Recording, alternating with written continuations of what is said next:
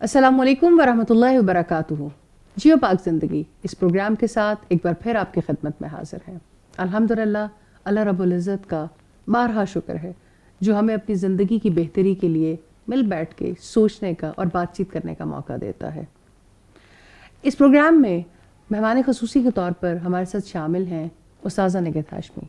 जज़ाकल्लाह उस्ताज़ा, एक दफ़ा अल्हम्दुलिल्लाह आपने फिर हमें वक्त दिया और हम मिल बैठे हैं कि इन रमज़ान की बाबरकत सातों में हम अपने अमाल की तरफ और अपनी अमाल की क्वालिटी की तरफ और अपनी ज़िंदगी को बेहतर बनाने की तरफ कुछ कोशिश कर सकें, कुछ सीख सकें।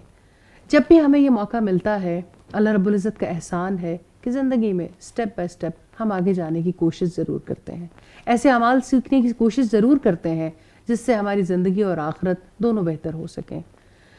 जियो पाक ज़िंदगी इसी तरह की कोशिशों का एक नया सिलसिला है जिसमें आपको रहनुमाई मिलने वाली है कैसे आपका दिल, आपका दिमाग और आपकी सोच पाक रह सकती है। आखिर हर कोई पाक तो रहना चाहता है, प्योर लाइफ तो चाहता है, प्योर चीज़ों तो चाहता है। ज़िंदगी में पानी ही तो प्योर नहीं चाहिए, ज़िंदगी में अफ़कार भी प्योर चाहिए, ज़िंदगी में ताल्लुकात भी प्योर चाहिए, ज़िंदगी में सोचें भी प्योर चाहिए। तो अल्हम्दुलिल्लाह इस प्रोग्राम में, इस सीरीज़ में हम ये कोशिश करेंगे कि हम उस्ताज़ा से रहनुमाई ले सकें कि किस तरह से इंसान के मामलात प्योर हो सकते हैं, ऐसे मामलात जो अल्लाह रब्बुल इज़्ज़त के यहाँ उसके दर्जात को बुलंद करें और उसकी खुशनुदी का बाइस बने। हम ऐसी क्या अमल अपने अमाल में शामिल कर लें कि वो उसको पसंद आ जाए, बस हम वैसे बन जाएं जैसे उसको पसंद है। तो ये एक और नया सफ़र जो आज के दिन से हम शुरू करने जा रहे हैं जियो पाक ज़िंदगी के नाम से, इसमें बहुत ही ऐसे खूबसूरत मामलात होंगे। जैसे कि मैं पहले भी तारुफ़ करवा चुकी कि उस्ताज़ा इस प्रोग्राम में हमारे साथ मौजूद हैं। उस्ताज़ा जो कि एक दाइया भी हैं, एक मुसन्निफ़ा भी हैं, एक माँ भी हैं, एक उस्ताद भी हैं। अल्लाह रब्बुल इज़्ज़त ने इनके कलम से बहुत से ऐसे शाहकार सामने लाए हैं जिससे लोग बेहद फैज़याब होते हैं। सोचों की पाकीज़गी के लिए, किरदार की पाकीज़गी के लिए इनकी खदमात से सभी वाकिफ़ हैं।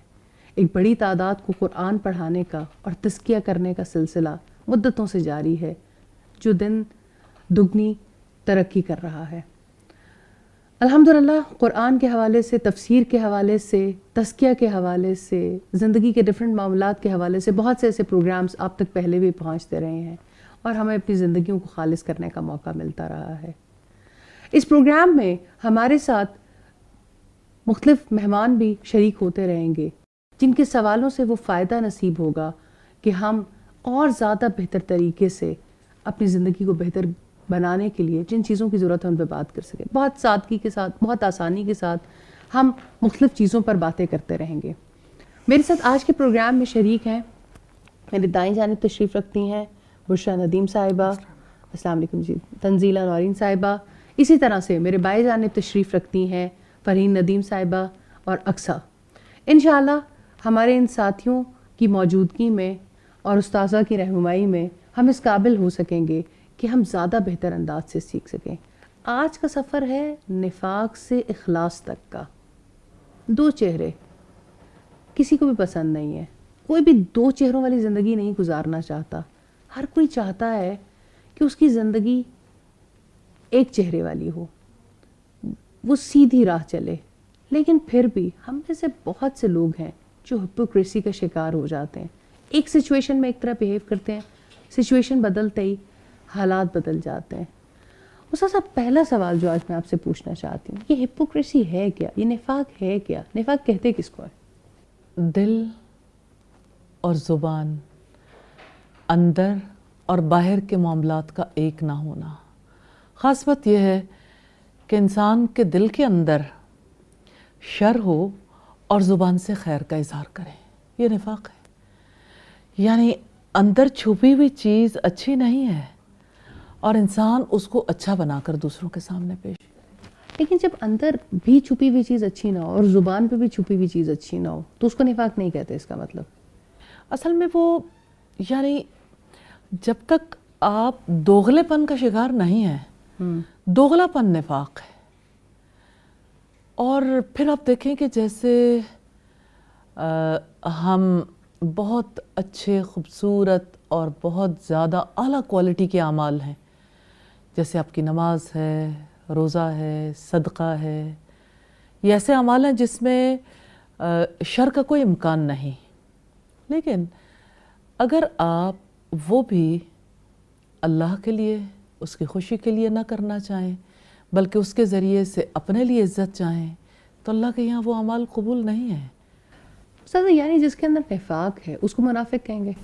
اسے منافق کہیں گے. تو جو منافق ہے، جس طرح سے آپ نے جو ڈیفینیشن دی، اس کے مطابق آخر انسان کیوں چاہتا ہے کہ جو اس کے اندر نہیں ہے وہ پورٹری کرے؟ یعنی اچھا اندر نہیں ہے تو باہر وہ کیوں سب کو اچھا بن کے دکھانا چاہتا ہے؟ اس لیے کہ انسان عزت چاہتا ہے. وہ چاہتا ہے مجھے ایسی چیزوں پہ بھی عزت ملے جو یعنی میرا اس حق کو نہیں. یہ اندازہ ہے کہ عزت اسی راستے سے ملے گی. ظاہر ہے امیج بلڈنگ کے لیے. یعنی اچھے اعمال کا آئیڈیا تو ہے پھر کچھ منافق کو. ظاہر ہے کہ منافق ایمان تو رکھتا ہے اگرچہ ایمان کا حق وہ ادا نہیں کرتا، کیونکہ ایمان اس کے دل کے اندر نہیں اترا ہوا، نہ اس کے اندر وہ سمجھ ہے. اس وجہ سے اس کی زندگی میں ہمیں بہت زیادہ ڈسٹارشن نظر آتی ہے. Split personality. رسول اللہ صلی اللہ علیہ وسلم نے فرمایا آیت المنافق ثلاث. کتنی سادگی کے ساتھ نفاق کو واضح کر دیا. منافق کی 3 نشانیاں ہیں. جب وہ بات کرے تو جھوٹ بولے، بات زبان کا عمل ہے. جب وہ وعدہ کرے تو وعدہ خلافی کرے.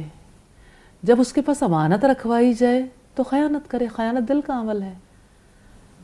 اگرچہ اس میں انسان کے اعضاء بھی شریک ہو جاتے ہیں لیکن اصلاً دل خیانت کرتا ہے نا پہلے.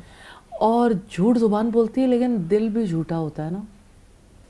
اور یعنی وہ چاہتا کچھ اور ہے اور پریٹینڈ کچھ اور کر رہا ہوتا ہے.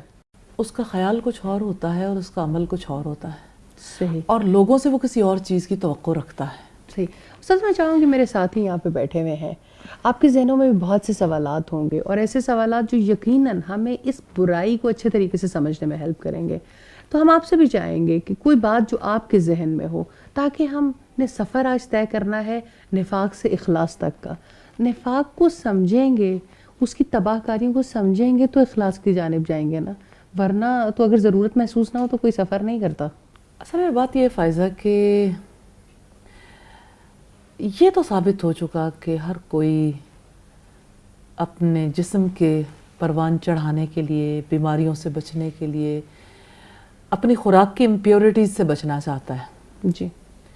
ماحول کی امپیورٹیز سے بچنا چاہتا ہے. ہم یہاں بیٹھے ہیں، کوئی مچھر کوئی مکھی برداشت نہیں کریں گے کہ کہیں بھی اگر ایسا کوئی سلسلہ ہوگا تو ظاہر ہے ہمیں نقصان پہنچ سکتا ہے. تو اس کا مطلب ہے جب ہمیں نقصان کا ادراک ہوتا ہے تو ہم اس نقصان دہ چیز کو ختم کر دینا چاہتے ہیں. ہم تو آرگینک فوڈس پہ جانا چاہتے ہیں تاکہ Organic زیادہ foods سے پہ زیادہ پیورٹی کی طرف جائیں. جی پیورٹی کی طرف. آپ دیکھیں خالص فوڈس کے لیے ہر کسی کی کوشش ہے. مرچیں خالص کھائیں، نمک خالص ہو، آپ کی چائے کی پتی خالص ہو، گھی خالص ہو، آٹا خالص ہو، دودھ خالص ہو. دودھ خالص ہو. اور آپ دیکھیں کہ فکر کو خالص نہیں رکھنا چاہتے. فکر کہاں سے لیتے ہیں؟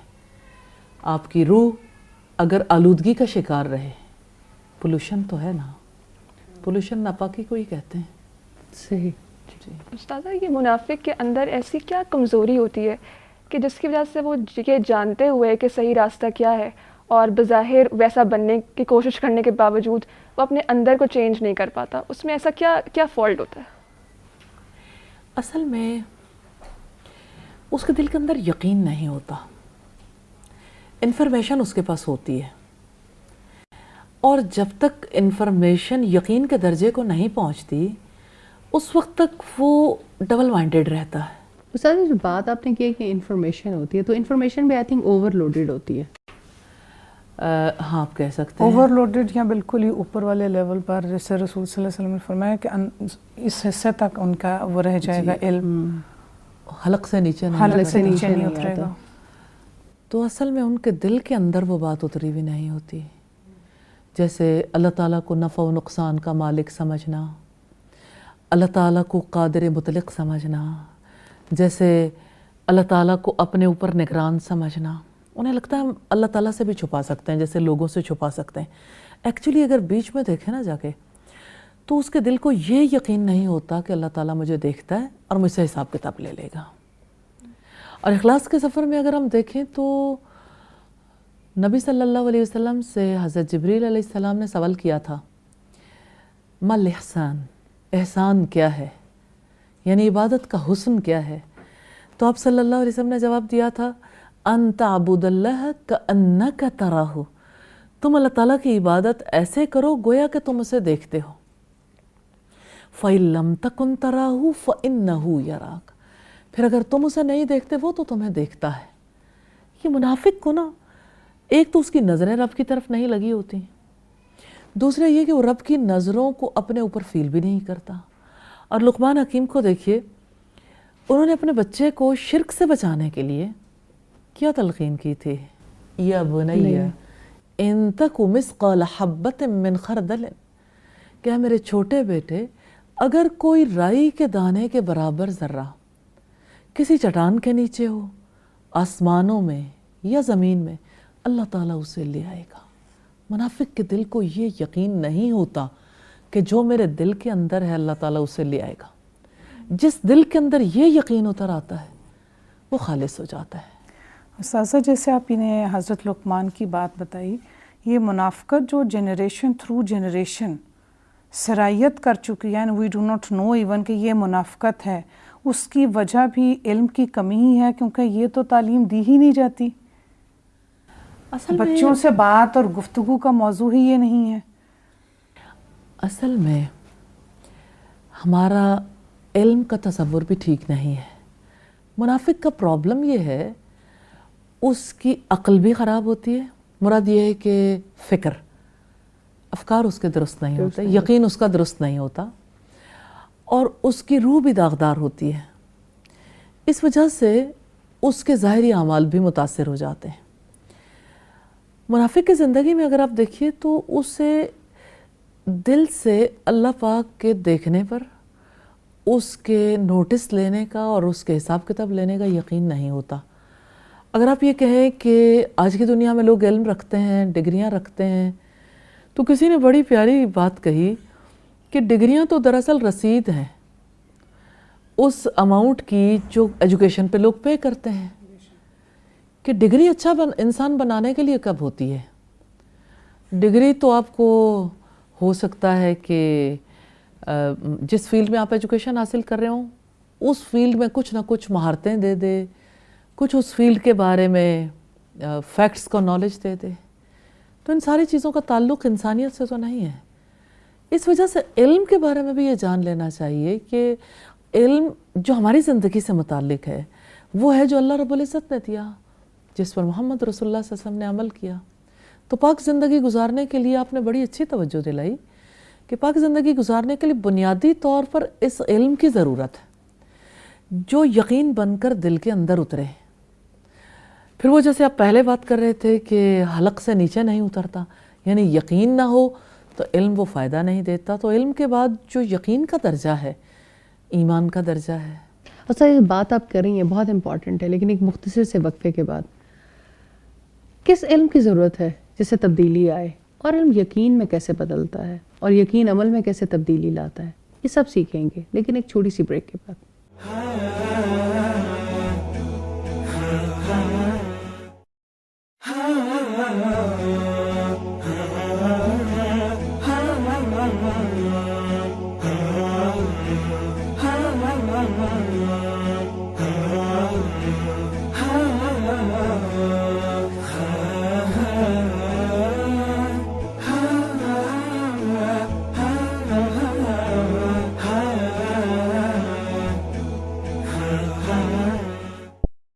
پروگرام میں ایک بار پھر خوش آمدید.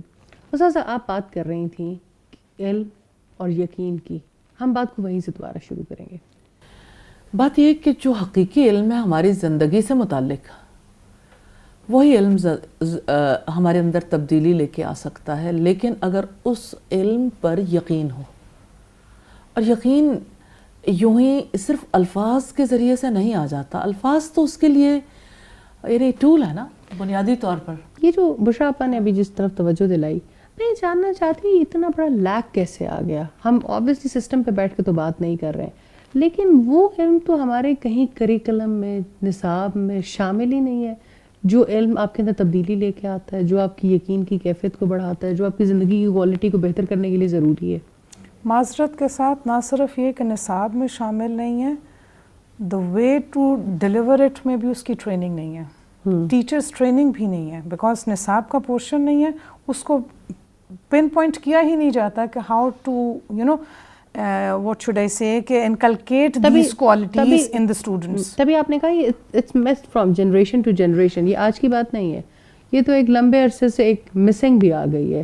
اصل بات یہ ہے کہ جب نظام تعلیم کے لیے مقاصد طے ہوتے ہیں تو ان مقاصد میں یہ طے کیا جاتا ہے, جیسے امریکن ایجوکیشنل سسٹم کے آبجیکٹیوز میں سے ایک آبجیکٹیو جمہوری انسان بنانا بھی ہے. تو ہمارے یہاں جو ہے وہ اچھا انسان بنانے کے لیے, اچھا مسلمان بنانے کے لیے کوئی مقصد ہی نہیں ہے. اس تعلیم کا مقصد اچھا انسان بنانا نہیں ہے. اور یقیناً حیرت ہوتی ہے کہ ہمارے ارباب اختیار نے اس بارے میں کبھی غور ہی نہیں کیا کہ ہم انسان کی اولادوں کو اور مسلمانوں کی اولادوں کو تعلیم دے کر بنانا کیا چاہتے ہیں. تو نیچرلی یہ تو صدیوں کا سفر ہے, اور پیچھے جھانک کے دیکھیں تو بہت کچھ ہے, لیکن ہم آج بھی کھڑے ہیں پیچھے سے, یعنی ماضی ہمارا کیا ہے اور جانا ہم نے کہاں ہے. جو ہو چکا وہ تو ہو چکا نا. وہ پنجابی میں کہتے ہیں ڈلیاں بیراں دا کچھ نہیں گیا. تو ہم یہیں سے سٹارٹ کر لیں کہ اب جب یعنی ہم اس دور میں بیٹھے ہیں تو ہمیں آگے کی طرف دیکھنا ہے کہ اب ہمیں کیا کرنا ہے. تو دور کوئی بھی ہو, وہ حضرت نوح کا دور ہو یا محمد رسول اللہ صلی اللہ علیہ وسلم کا دور ہو یا آج کا دور, نفاق تو دور ہو سکتا ہے لیکن یقینی علم کے ساتھ. جس جنریشن نے, جس سے ہم بات کریں, جس جنریشن نے سارا بچپن یہ سنتے ہوئے گزارا ہو من کی مان اور کھا لے پی لے جی لے, تو اس جنریشن کے پاس جب علم آ بھی جاتا ہے تو وہ یقین کیسے ان کو آتا ہے کہ اچھا اللہ تعالیٰ کی مرضی سب سے بڑی ہے. یہ یقین کی سٹیج کیسے آتی ہے؟ بات یہ ہے کہ انسان ہمیشہ کے لیے تو اس جہان میں نہیں آیا. انسان کو اپنی موت سے, اپنے جانے سے یہ یقین نصیب ہو سکتا ہے. آپ یہ دیکھیے کہ کسی کی ڈیتھ کے موقع پہ ٹھنڈی ٹھنڈی لہریں کیوں سب کے بدنوں میں اتر آتی ہیں, اور سب لوگ اچانک بہت زیادہ تکلیف میں کیوں آ جاتے ہیں. ریالٹی ٹچ, حقیقت کا ادراک ہوتا ہے. اور ساری زندگی تو لوگ کہتے ہیں کہ فلاں کام کیا تو لوگ کیا کہیں گے, لوگ کیا کہیں گے, اور جب کوئی فوت ہوتا ہے تو لوگ کہتے ہیں انا للہ و انا الیہ راجعون. تو زندگی میں سبق تو اتنا ہی ہے کہ ہم اللہ کے ہیں اور ہم نے اس کی طرف لوٹ کے جانا ہے. تو یہ سبق مشکل نہیں ہے, آسان ہے. اور قبرستانوں کی آبادیاں ہمیں یہ سبق دیتی ہیں کہ کوئی بھی ان گھروں کے اندر سدا بسا نہیں ہے, جانا تو ہے. تو کل بھی محمد رسول اللہ صلی اللہ علیہ وسلم نے اسی طرف توجہ دلائی تھی. آپ صلی اللہ علیہ وسلم نے فرمایا لذتوں کو توڑ دینے والی موت کو یاد کرو تو تم ہنسو بہت کم اور رو بہت زیادہ. تو یہ ادراک ہے, اور آپ صلی اللہ علیہ وسلم نے مکی زندگی میں یہ احساس دلایا, اور انسان کو اس کے پاؤں تلے کی زمین اس کی کھینچی نہ جائے نا تو انسان اکڑتا ہے, فرعون بن جاتا ہے, اور کسی بات کو قبول کرنے کے لیے تیار نہیں ہوتا. لیکن انسان کو جب یہ پتہ چلتا ہے کہ ایک جھٹکا اس زمین کو اور کائنات کو برباد کر دے گا, تو وہ اپنی جگہ تلاش کرتا ہے بھاگ کے کہاں جاؤں. اور مجھے قرآن حکیم کی اس آیت کے حوالے سے یہ محسوس ہوتا ہے کہ یہ آیت اپنے بارے میں غور و فکر پر مجبور کرتی ہے. یا معشر الجن والانس، اے جنوں اور انسانوں کے گروہ، ان استطعتم ان تنفذوا من اقطار السماوات والارض فانفذوا لا تنفذون الا بسلطان. اے جنوں اور انسانوں کے گروہ، اگر تم زمین اور آسمان کے کناروں سے نکل کر بھاگ سکتے ہو بھاگ دیکھو. تم نہیں بھاگ سکتے، اس کے لیے بڑا زور چاہیے. تو انسان کو اللہ تعالیٰ نے ایسی جگہ پہ لا کے کھڑا کر دیا ہے جہاں وہ سوچنے کے لیے مجبور ہے، کیا مجھے سدا زندہ رہنا ہے؟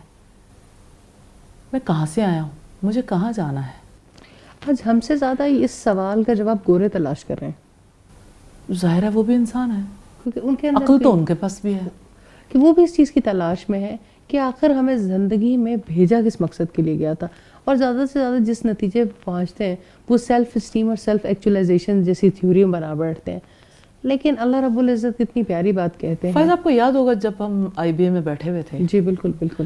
اور ڈاکٹر شاہد قریشی نے ہمیں ہارورڈ کی ریسرچز کے حوالے سے ہم سے بات کی کہ کس طرح سے ایک صاحب کے بارے میں کہ جو ہارورڈ میں پڑھاتے تھے، جب انہیں کینسر ہو گیا تو انہیں ریئلائزیشن ہوئی کہ میں نے اتنی کمپنیز کو ایڈوائز کیا، میری وجہ سے اتنی کمپنیز دنیا کی ترقی کرتے رہیں، اور آج جب میں اس مقام پر پہنچا ہوں تو میں اکیلا ہوں.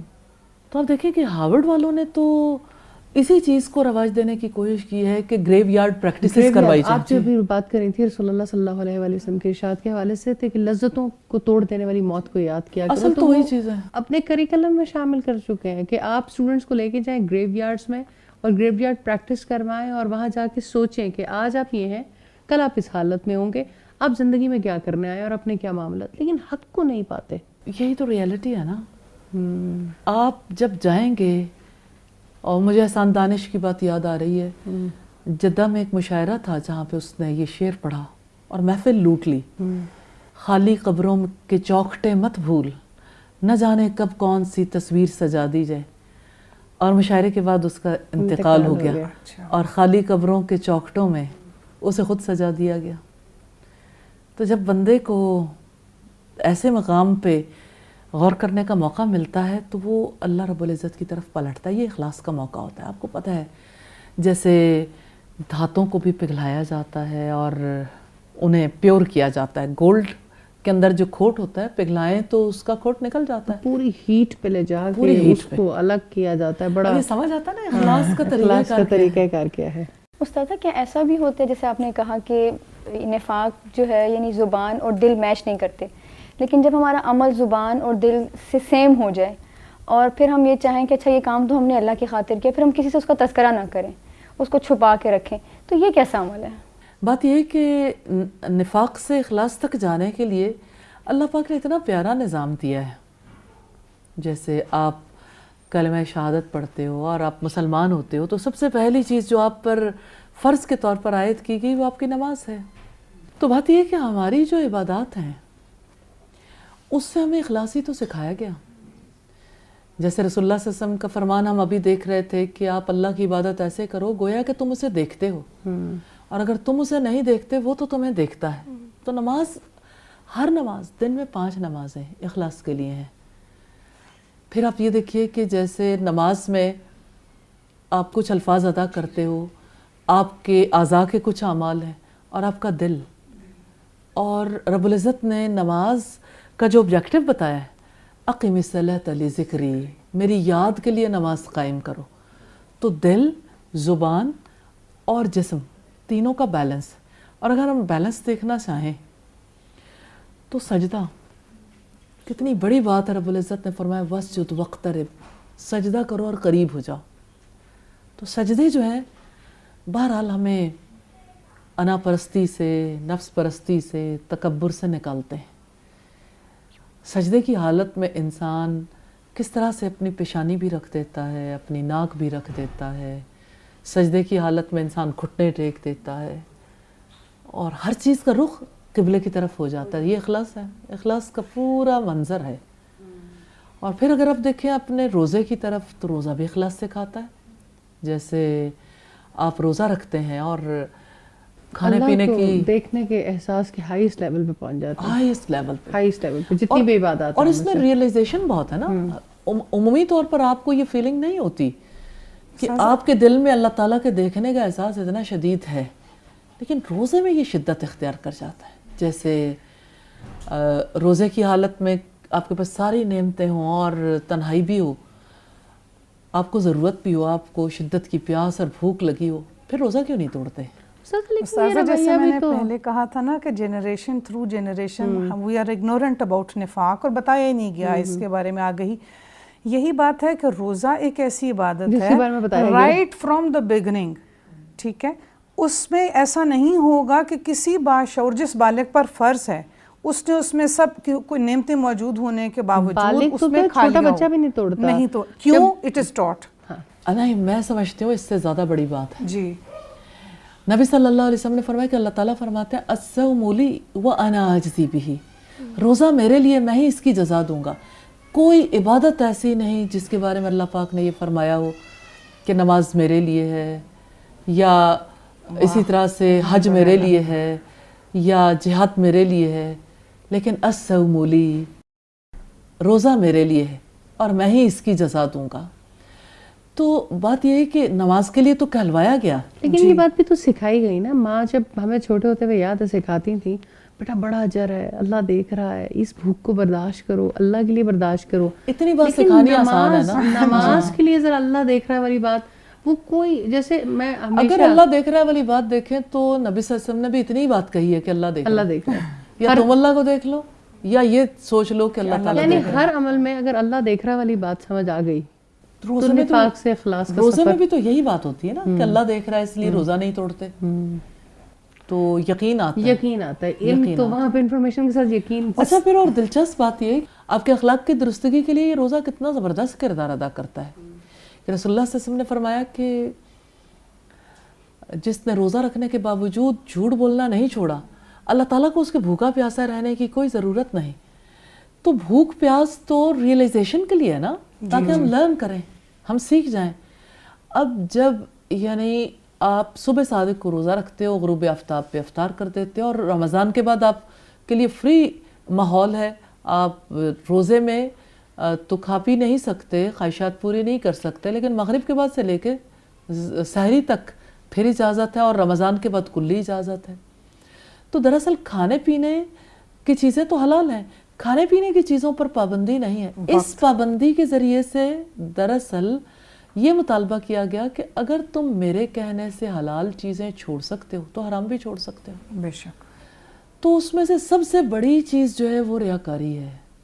یعنی ریاکاری جو ہے اللہ کے رسول نے کہا شرک اصغر ہے, کہ آپ اللہ کی خوشی کے لیے نہیں, کسی اور کی خوشی کے لیے, چاہے وہ اپنی خوشی ہو, چاہے دوسروں کی نظروں میں مقام پانا ہو, پھر وہ عمل کرو.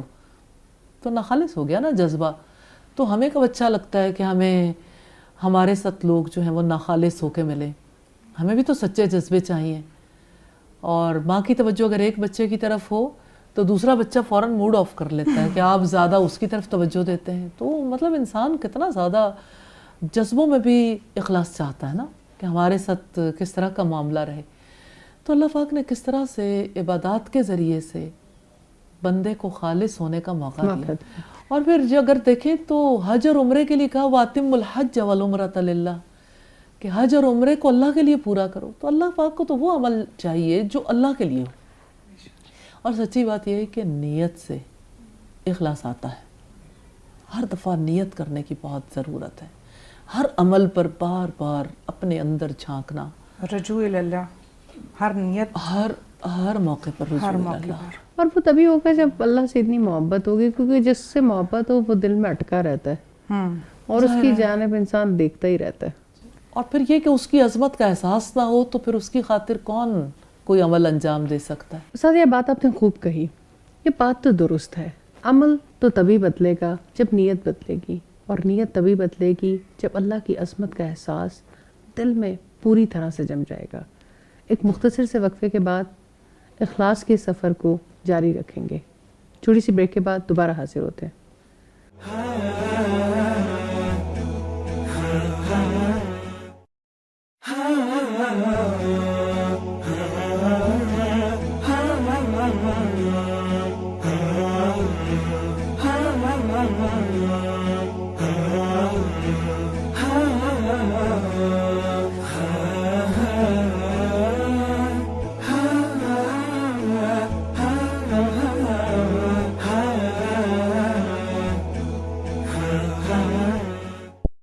प्रोग्राम में एक बार फिर खुश आमदीद।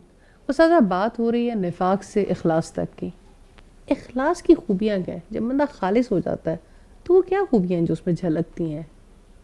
सबसे पहली बात तो ये है कि इंसान अपने लिए नहीं जीता, कितनी बड़ी बात कही आपने। और अपनी खुशी और अपनी मर्ज़ी बड़ी नहीं रहती। जैसे नबी सल्लल्लाहु अलैहि वसल्लम ने फरमाया, ज़ाक़त अमल ईमान, उसने ईमान का मज़ा चख लिया। मन रज़िया बिल्लाहि रब्बा, जो अल्लाह के रब होने पर राज़ी हो गया, व बिल इस्लामी दीना, और इस्लाम के दीन होने पर, व बि मुहम्मदिन नबी रसूला, और मोहम्मद सल्लल्लाहु अलैहि वसल्लम के नबी और रसूल होने पर राज़ी हो गया। तो दरअसल इंसान की ज़िंदगी को जो सबसे ज़्यादा नाखालिस करती है चीज़, वो अपनी मर्ज़ी है। ये दीन है ना, दीन है आज का। तो आज तो ऐसा दौर है जहाँ पे बड़ी सादगी के साथ हर एक को ये सिखा दिया गया कि अल्लाह की खुशी नहीं, अपनी खुशी के लिए जियो। मन की मानो। मन की मान। आपको एक बोतल पिला के आपका दिन बदल दिया जाता है। तो जो इंसान अपनी खुशी को ही सब कुछ समझे, वो हरीस होगा, बखील होगा, उसका अखलाक कहाँ से दुरुस्त हो सकता है? सदा हमारे बच्चों को सिखा दिया गया कि अपनी मर्जी, ये मेरी लाइफ है, it's my life, it's my, मतलब मेरी चॉइस है। लेकिन मतलब अब उनको अगर आप अल्लाह की बात करते हैं तो समटाइम वो भी उनके लिए मुश्किल हो जाता है, उन मासूम जहनों के लिए, कि हम कैसे किसी की मर्जी के मुताबिक ज़िंदगी गुजार सकते हैं। तो मेरी ज़िंदगी है, इसके बारे में कोई और कैसे फ़ैसला करेगा? उन्होंने अल्लाह ताला को भी कोई और की कैटेगरी में रख लिया। मतलब कि इसी के लिए लॉजिक के साथ इस्लाम को समझना ज़रूरी है, ताकि इंसान का अकल उसको कबूल करे। और लॉजिक तो बड़ी स्ट्रांग है। बात ये कि जैसे शेख सॉलिह इब्न उसैमीन ने कहा कि हम सब अल्लाह ताला के लिए पैदा किए गए, और हमारी ज़िंदगी का मकसद इबादत है, ताकि हमारे दिल मोहब्बत और ताज़ीम के साथ अल्लाह ताला से जुड़ जाएं। तो हमें अपने लिए कब बनाया गया? आप देखें दुनिया में कौन सी चीज़ है जो अपने लिए बनी है? इस कायनात में देखें, सूरज अपने लिए निकलता है, या दरिया अपने लिए, दरियाओं का पानी किसके लिए होता है? या आप फूलों की खुशबू को देखें, वो किसके लिए होती है? तो इंसान अपने लिए कब बना है? ये तो हमारा एजाज़ है कि अल्लाह पाक ने हमें अपने लिए बनाया है।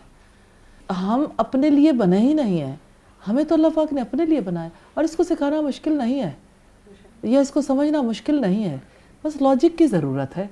तो जब इंसान को लॉजिक मिल जाती है तो उसके लिए अपने आप को सरेंडर कर देना आसान हो जाता है।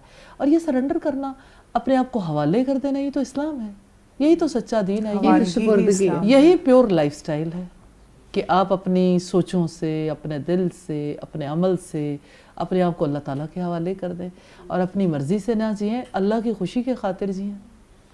यही प्योर लाइफस्टाइल है। सही। फ़र्क तो बहुत है। सर एक बड़ा प्यारा सवाल तंजीला ब्रेक में पूछ रही थी। तंजीला, अगर इस वक्त सवाल करें तो सब सुनने वालों को भी फ़ायदा हो।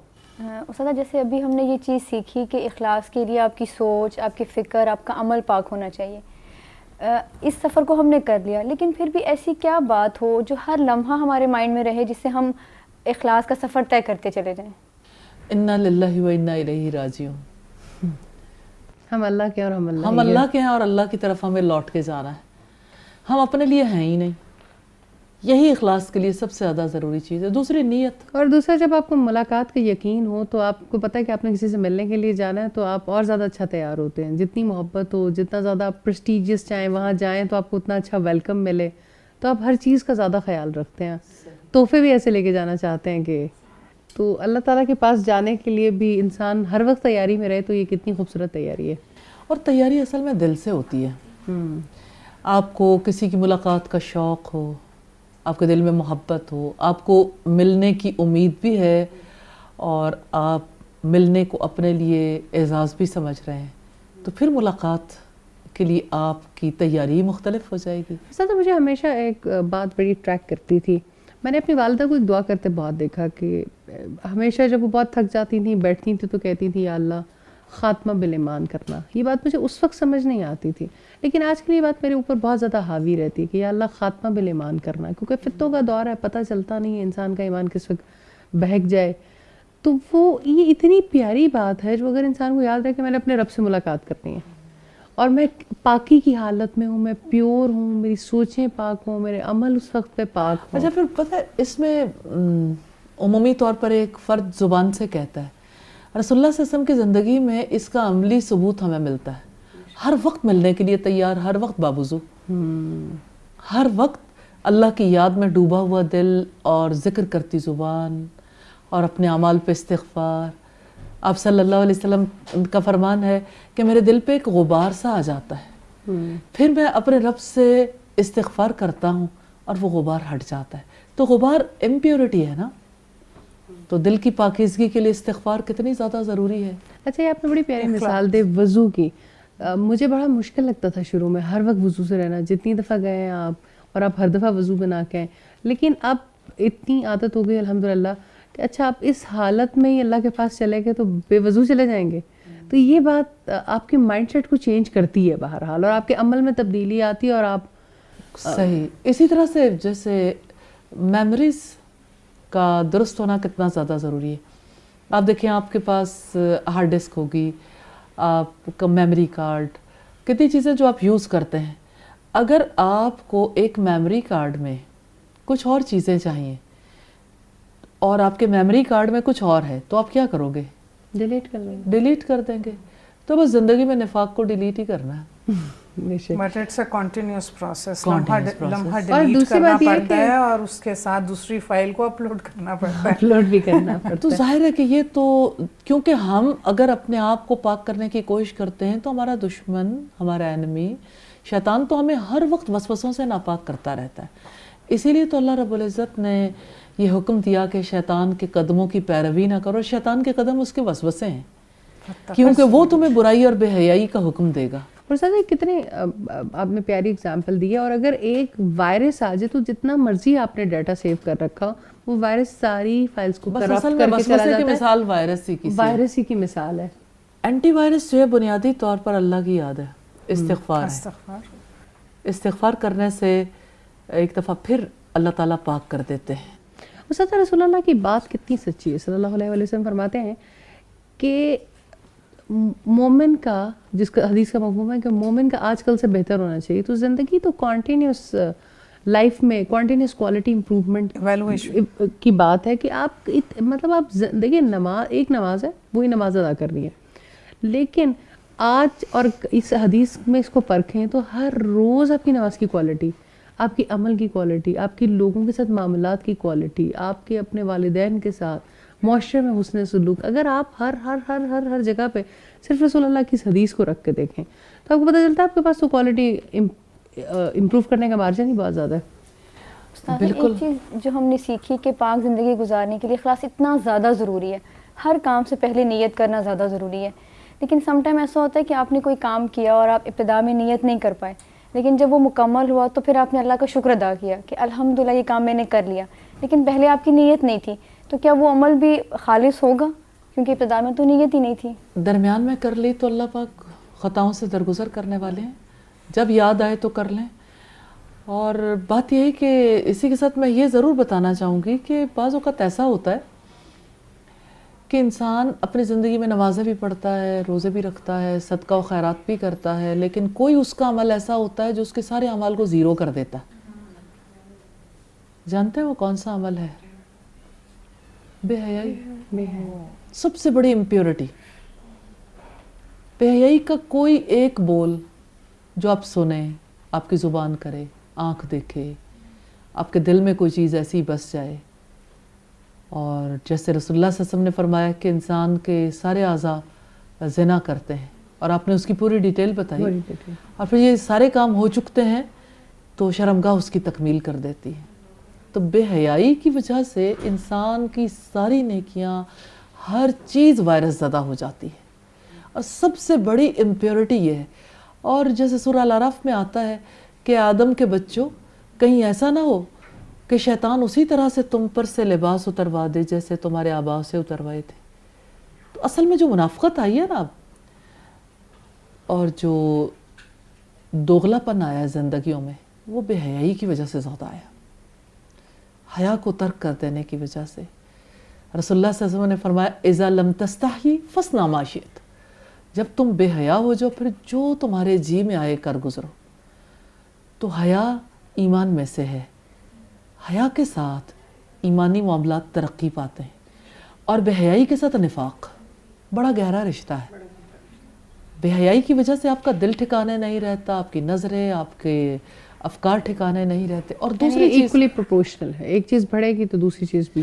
اور دوسری بات یہ کہ جیسے نشاور چیزیں عقل کو خراب کرتی ہیں نا، مختل کرتے ہیں، اس کی وجہ سے بھی آپ کی زندگی میں بہت زیادہ فساد پیدا ہو جاتا ہے. جیسے میوزک جس کو روح کی غذا کہا جاتا ہے، جی، اس کی وجہ سے جیسے ہمارے اس کا کیا اثرات ہوتے ہیں؟ بات یہ ہے کہ ہر وہ چیز جو رب کی یاد سے غافل کر دے وہ انسان کو منافق بنا دیتی، تو شیطان کی اذان ہے.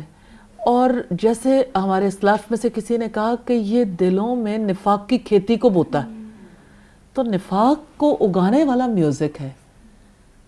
اسی طرح سے باطل نظریات ہیں، شبہات ہیں جو دلوں کے اندر ڈالے جاتے ہیں. اس شبہ کی وجہ سے انسان یعنی اس کا یقین متزلزل ہو جاتا ہے نا. جیسے آج کی دنیا میں دیکھیں حجاب پر سے یقین اٹھا ہوا ہے، پھر اسی طرح سے دیکھیں حلال و حرام کے حوالے سے یقین متزلزل ہے، پھر اسی طرح سے دیکھیں تو سود کے حوالے سے بھی متزلزل ہے. تو بڑی بڑی بنیادیں تو ہلا دی گئی، جہاد ہو گیا، حساب کتاب کے حوالے سے بھی کہ اللہ تعالیٰ معاف کر دیں گے، یعنی وہ جو بچپن سے جیسے وہ ڈالا گیا. بات تو اب ہم بات نوبت یہاں تک ہوگی کہ ڈے آف ججمنٹ کچھ نہیں ہے، یہی دنیا ہے اور اسی میں حساب کتاب ہو جائے، جو ہوگا دیکھا جائے گا. صحیح. تو جب ایک انسان یہ کہتا ہے تو ظاہر ہے اس کی تھاٹ امپیور ہے، تو جو چیز بھی امپیور ہے وہ نفاق ہے. لیکن آپ نے بات بہت پیاری کی، مجھے ایسا لگتا ہے اگر یہ بات دلوں میں راسخ ہو جائے نا کہ اس سے ملنے کا یقین اور اس سے ملنے کی تیاری، بس ہر وقت انسان یہی ویژولائز کرے کہ میں اپنے رب سے ملنے والا ہوں. اصل میں یہی خالص کرنے کے لیے سب سے بڑی ہیٹ ہے جو انسان کو ملتی رہتی ہے کہ میں نے چلے جانا ہے. اپنے جانے کا یقین انسان کو اس دنیا میں ہونے کے باوجود وہاں ہمیشہ حشر کے میدان میں اور اس ماحول میں رکھتا ہے، اور وہ ماحول اپنے ذہن کے اندر رکھنے کی وجہ سے انسان خالص ہوتا رہتا ہے. صحیح. اور دوسری بات اگر یہ بھی ذہن میں رکھیں کہ اللہ تعالیٰ نے ہمیں اپنے لیے پیدا کیا، تو یہ بہت زیادہ دل کو اللہ تعالیٰ سے جوڑنے والی. اور پھر یہ کہ اللہ تعالیٰ نے کیونکہ ہمیں اپنے لیے اتنی محبت سے پیدا کیا، اس لیے ہمارے لیے خود لائف سٹائل دی ہے، کیونکہ اللہ تعالیٰ جانتے ہیں کہ ہماری عقل اور ہماری روح اور ہمارے جسم کے لیے بیسٹ کیا، کس طرح سے ان کا بیلنس ہو سکتا ہے. الحمدللہ. صحیح. تو بنیادی طور پر یہ ہے کہ نفاق سے بچنے کے لیے علم ناگزیر ہے اور سمجھ بہت زیادہ ضروری ہے. اللہ کے اسماء و صفات کا علم، اللہ کے کلام کا علم، محمد صلی اللہ علیہ وسلم کی سنت، آپ کے طریقہ کار کا علم، اور اس کے بعد یقین ہے. علم کی وجہ سے یقین دل کے اندر اترتا ہے. پھر اگلی چیز عمل ہے. عمل تبھی خالص ہوتا ہے. کے ساتھ استاد بھی ناگزیر ہے. یہ تو درست بات ہے کہ انسان یوں ہی تو نہیں سیکھ سکتا، یہ تو ٹرائیوکا ہے نا. جی. اگر آپ کے پاس نصاب بھی ہو اور آپ سیکھنے والے بھی ہو تو بغیر استاد کے کیسے سیکھو گے؟ اللہ پاک ایسے ہی کتاب آسمان سے نازل کر دیتے، تو رول آف ٹیچر کو ہم مائنس تو نہیں کر سکتے. اور ایک گروپ کا ہونا بھی ضروری ہے، ورنہ اللہ رب العزت اپنی کتاب میں کیوں فرماتے ہیں وَاعْتَصِمُوا بِحَبْلِ اللَّهِ جَمِيعًا؟ کیونکہ آپ تواصل بالحق، تواصل بالصبر کرتے ہیں، ایک دوسرے کو، ایک کو سمجھ نہیں آتی کبھی دوسرے کو سمجھ نہیں آتی. جیسے آج ہم مل بیٹھے ہیں اور مل بیٹھ کے ایک بات کو سمجھنے کی کوشش کر رہے ہیں، تو یقین میں بھی زیادہ اضافہ ہوا ہوگا، لیکن سمجھ کی پرتیں بھی ہر دفعہ جب آپ اس پہ بات کرتے ہیں تو اور سمجھ. اصل میں دین تو یہی ہے نا، ان ھذہ تذکرہ، یقیناً یہ تو نصیحت ہے. آپس کی گفتگو میں، آپس کے معاملات میں جب سامنے آتا ہے اور سب لوگ یہ سمجھتے ہیں کہ یہ ہماری زندگی ہے اور ہم سب کی زندگی جو ہے وہ ایک ہی مقصد کے لیے پیدا کی گئی اور ہم ایک ہی راستے کے مسافر ہیں، تو پھر سفر آسان ہو جاتا ہے ہمراہیوں کے ساتھ، ہم سفروں کے ساتھ. الحمدللہ. اور اس طرح سے بیٹھنا اور بیٹھ کے ہر دفعہ تذکرہ کرنا، اللہ کو یاد کرنا اور اپنی اعمال کی بہتری کے لیے اور اس کی کوالٹی کو بہتر کرنے کے لیے اور اپنی لائف کو بہتر کرنے کے لیے سوچنا، یقیناً یہ تمام چیزیں بہت نفع دیتی ہیں. اور رب العزت نے جیسے فرمایا نا کہ جیسے پاک اور ناپاک کبھی برابر نہیں ہو سکتے، تو الحمدللہ ایک پاک مجالس ہے اور ناپاک مجالس کیسے برابر ہو سکتی ہیں؟ اگرچہ ناپاک کی کثرت تمہیں کتنی ہی عجیب لگے، تو دنیا میں جو لوگ اپنی تھاٹس کو، اپنی سوچوں کو پاک کرنے کی کوشش کرتے ہیں، اپنی دل کی عبادات کو پاک کرنے، یعنی دل کے معاملات کو پاک کرنے کی کوشش کرتے ہیں، اور اپنی روح کو پاک کرنے کے لیے کوشش کرتے ہیں، جسمانی طہارت کے لیے کوشش کرتے ہیں، تو اللہ پاک انہیں اس دوغلی زندگی سے بچا لیتا ہے، دو چہروں سے، اور پھر یہ ہے کہ ڈبل سٹینڈرڈز سے نکال کر اس کو سکون عطا کرتا ہے۔ اخلاص سے ہی سکون نصیب ہوتا ہے، اور اخلاص والی زندگی پاک زندگی ہے۔ بے شک، جزاک اللہ استاذہ۔ میں اپنے تمام مہمانوں کا بھی بہت شکریہ ادا کرنا چاہتی ہوں، اور میں آپ کی بھی بہت زیادہ شکر گزار ہوں۔ اللہ تعالیٰ ہم سے قبول کرے۔ آمین آمین، کہ آج ہمیں ایک دفعہ پھر بیٹھنے کا موقع ملا، اور آپ نے ہمیشہ کی طرح ہمیں بہت خوبصورت انداز سے سمجھایا۔ اللہ رب العزت اگر نہ چاہے تو ہم تو یہ چاہ بھی نہیں سکتے کہ ہم پاک زندگی گزاریں۔ یہ اس کا احسان ہے، یہ اس کا کرم ہے کہ اس نے ہمیں موقع دیا ایک بار پھر مل بیٹھنے کا، تذکرہ کرنے کا، نصیحت حاصل کرنے کا، کہ ہم سوچیں تو صحیح کہ ہمیں کیسی لائف گزارنی ہے۔ ہم بہت سے سٹڈیز کرتے ہیں لائف سٹائل مینجمنٹ کے نام پر، لیکن حق تو اسی سے سیکھنے کا ہے جس نے زندگی کا مالک ہے، جس نے یہ پیغام دے کے، یہ زندگی دے کے ہمیں زمین پر بھیجا ہے۔ سمجھ نہیں آتی کہ اس کے علاوہ کون ہے جو بہتر لائف سٹائل مینجمنٹ سکھا سکتا ہے۔ یہ اللہ کا احسان ہے کہ اسی طرح سے ہر نئی قسط میں، ہر نئی مجلس میں ہم زندگی کے ایک اہم پہلو کو سیکھیں گے، اور آپ ہمارے ساتھ انشاءاللہ اللہ رب العزت کی توفیق سے رہیں گے۔ انشاءاللہ اگلے پروگرام میں اگلی کسی اور بات کے ساتھ حاضر ہوں گے۔ جب تک کے لیے اجازت دیجیے۔ السلام علیکم ورحمۃ اللہ وبرکاتہ۔